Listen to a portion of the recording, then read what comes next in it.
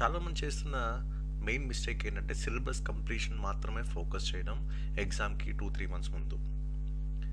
కేవలం syllabus completion మీద focus చేస్తున్నారు. రివిజన్ మీద ఫోకస్ చేస్తున్నారు. కానీ ఎగ్జామినర్ మైండ్ సెట్‌ని కానీ, ఎగ్జామ్ తాలూకా ట్రెండ్స్ కానీ, ఏ విధంగా క్వెషన్స్ రావడానికి అవకాశాలు వస్తాయనే క్యాలిక్యులేషన్ కానీ మిస్ అవుతుంది. ఇక్కడ మీకేంటంటే ఎక్కువ మార్కులు ఎలా సాధించాలి అనే దాని మీద నేను ఫోకస్ చేయబోతున్నాను. ఎప్పుడైతే ఇవి మీకు మార్క్స్ కింద టర్న్ అవుతాయో అప్పుడు మీకు కంపల్సరీ ఎక్కువ స్కోర్ వస్తుంది. ఫైనల్‌గా సెలక్షన్‌కి రీచ్ అవుతారు. For example FSO prelims paper తీసుకుందాం. ఇక్కడ చూడండి, మీకు కంప్లీట్‌గా రివర్స్ మీద మీకు 2 క్వెషన్లు అయితే రావడం జరిగింది. ఇక్కడ చూడండి, ఫస్ట్ క్వెషన్ చూడండి, dams constructed on river Krishna.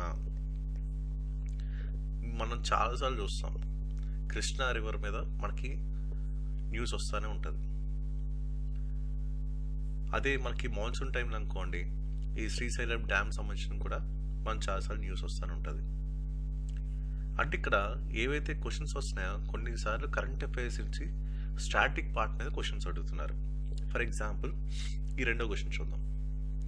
Prayagraj అని ఇచ్చారు, ఇది స్టాటిక్ క్వశ్చన్. కానీ ఏ బ్యాక్గ్రౌండ్ ఇచ్చారు? కుంభమేళా అని బ్యాక్గ్రౌండ్లో బేస్ చేసుకొని ఇక్కడ స్టాటిక్ పార్ట్ అయితే అడిగారు. సో మీకు తెలుసు కుంభమేళా ఎక్కడ జరిగింది? ప్రయాగ్రాజ్లో జరిగింది. సో అక్కడ ఏదైతే కాన్ఫరెన్స్ ఆఫ్ 3 రివర్స్ ఉందో దాని మీద క్వశ్చన్ అడిగారు. అంటే ఏంటి ఇక్కడ అర్థం చేసుకోవాల్సింది, డైనమిక్ నుంచి స్టాటిక్ పార్ట్కి అయితే క్వశ్చన్స్ వస్తున్నాయి అనే లాజిక్ని మీరు పట్టుకోవాలి.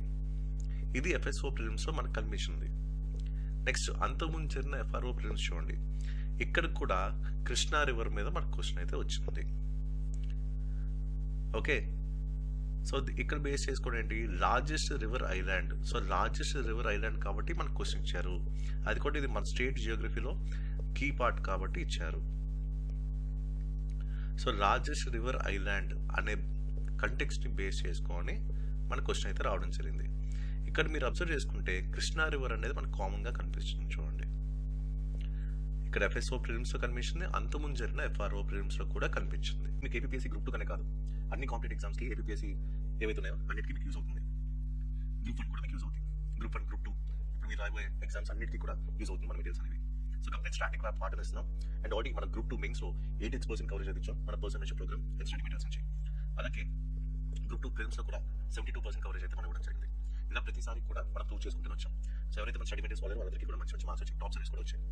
ఓకే, సో మీకు ఏమైనా అవసరం ఉంటే APSC group 2 prelims and main study materials, ఇది మీకు గ్రూప్ 2 కనే కాదు అన్ని కాంపిటేటివ్ ఎగ్జామ్స్కి, ఏపీఎస్సీ నిర్వహించిన అన్ని కాంపిటేటివ్ ఎగ్జామ్స్కి యూజ్ అవుతుంది.